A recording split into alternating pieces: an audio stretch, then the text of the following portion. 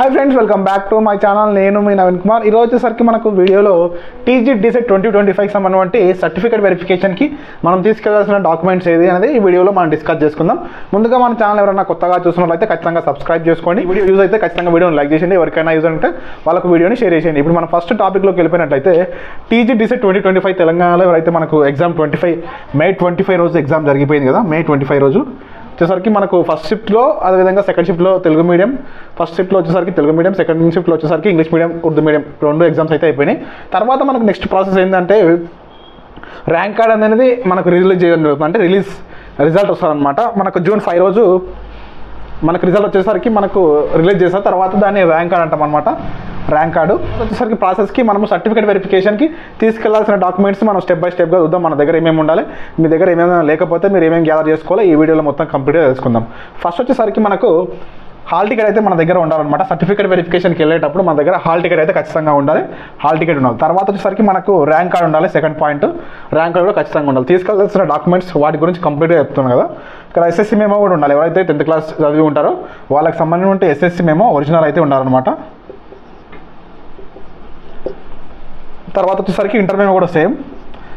Intermediate ఎవరైతే pass అయి ఉన్న వాళ్ళు ఆల్రెడీ ఈ 2025 లోపల ఇంటర్ పాస్ అయిన వాళ్ళు కాకుండా మిగతా వాళ్ళందరూ ఒరిజినల్ ఇంటర్ మెమో అయితే తీసుకెళ్ళండి.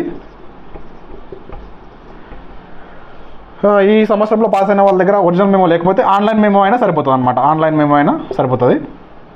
తర్వాత వచ్చేసరికి బోనఫైడ్ లేదా స్టడీ సర్టిఫికేట్ అంటే మనం ఫస్ట్ నుంచి అప్ టు ఇంటర్, అంటే మనం ఫస్ట్ క్లాస్ నుంచి ఇంటర్ వరకు మన దగ్గర ఉన్నటువంటి బోనఫైడ్లు అన్నీ తీసుకెళ్ళండి. ఒరిజినల్సే తీసుకోవాలండి. అవి కూడా మేబీ ఎటువంటి టైంలో ఒరిజినల్స్ లేకపోతే జిరాక్స్ తీసుకోపోయినా సరిపోతుంది. కానీ ఈ memo inter memo 10th memo అయితే ఖచ్చితంగా ఒరిజినల్స్ ఉంటేనే మనకు అక్కడ యాక్సెప్ట్ చేస్తారనమాట.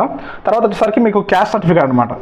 ఎవరైతే అప్లికేబుల్గా ఉంటారో SC, ST, BC, BCD, BCA, BC ఇట్లా రకమైన డిఫరెంట్ క్యాస్ట్ వాళ్ళు ఉన్నారు కదా. ఎవరైతే క్యాస్ట్ అప్లికేబుల్ అంటే వాళ్ళ క్యాస్ట్ ఉంటుందో వాళ్ళు ఖచ్చితంగా క్యాస్ట్ తీసుకెళ్ళండి. తర్వాత ఇన్కమ్ వచ్చేసరికి ఇన్కమ్ కూడా లేటెస్ట్ ఇన్కమ్ తీసుకెళ్ళండి.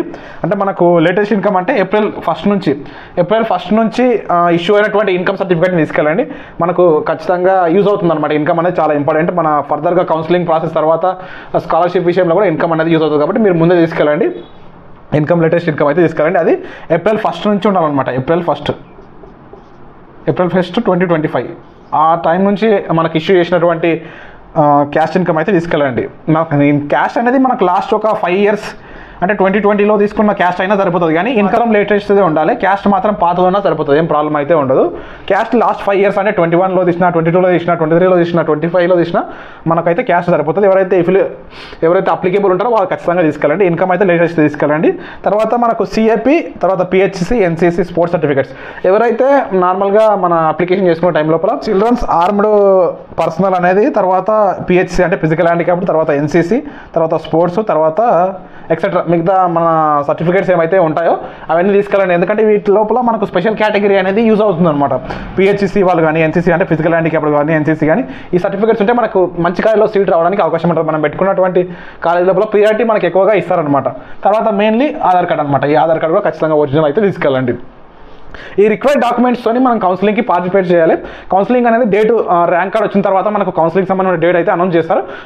అప్పటి వరకు ఈ డాక్యుమెంట్స్ అన్ని మీరు రెడీ చేసుకొని ఉంచండి. మీ దగ్గర లేకపోతే ఖచ్చితంగా రెడీ చేసుకోండి. ఎందుకంటే ఈ వీడియో నేను ముందు వేయడానికి రీజన్ ఏంటంటే ఎవరి దగ్గర క్యాస్ట్ కానీ, ఎవరి దగ్గర ఇన్కమ్ లేకపోతే వాళ్ళు గ్యాదర్ చేసుకుంటారు. ఎందుకంటే క్యాస్ట్ ఇన్కమ్ అనేది ఎంఆర్ఓ ఆఫీస్ నుంచి మనకు రావాలి కాబట్టి ఒక టైం పడుతుంది. అంత తొందరగా రాదు. కాబట్టి మీరు తొందరగా గ్యాదర్ చేసుకోండి.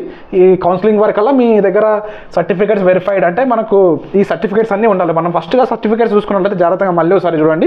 ఫస్ట్ వచ్చేసరికి హాల్ టికెట్ ఉండాలి, తర్వాత ర్యాంక్ కార్డ్ ఉండాలి, తర్వాత SSC memo original, inter memo original, bona fides అన్నీ ఉండాలన్నమాట అప్ టు ఇంటర్ వరకు. తర్వాత వచ్చేసరికి క్యాస్ట్, ఎవరైతే క్యాస్ట్ వాళ్ళకు ఉంటుందో, ఓసీ వాళ్ళకి మ్యాక్సిమం ఉండదు, మిగతా అందరి వాళ్ళకి క్యాస్ట్ అయితే ఉంటుంది, తీసుకెళ్ళండి. తర్వాత ఇన్కమ్ అనేది లేటెస్ట్ ఇన్కమ్ అనమాట. తర్వాత CAP, PHC special category certificates ఏమైనా ఉంటే అవి తీసుకెళ్ళండి. తర్వాత ఆధార్ కార్డు తీసుకెళ్ళండి. ఈ డాక్యుమెంట్స్ ఉంటే మనం కౌన్సిలింగ్కి సరిపోతుంది. అంతకుమించి ఏం అవసరం లేదు. తర్వాత మనం కాలేజ్ జాయిన్ అయ్యేటప్పుడు ఇక మిగతా టీసీ కానీ మిగతా అన్ని డాక్యుమెంట్స్ ఉంటాయి. దానికి సంబంధించిన డీటెయిల్ వీడియో నేను తర్వాత చేస్తాను. ఇప్పుడైతే ఈ సర్టిఫికేట్ వెరిఫికేషన్ కావాల్సినటువంటి రిక్వైర్డ్ డాక్యుమెంట్స్ అనమాట ఇవన్నీ. ఈ ఇన్ఫర్మేషన్ మొత్తం మీకు అయితే ఖచ్చితంగా వీడియోని లైక్ చేసేయండి. ఎవరికైనా యూజ్ ఉంటే వాళ్ళకి వీడియోని షేర్ చేసేయండి. నేను మీ నవీన్ కుమార్, సైనింగ్ అవుట్. జై హింద్.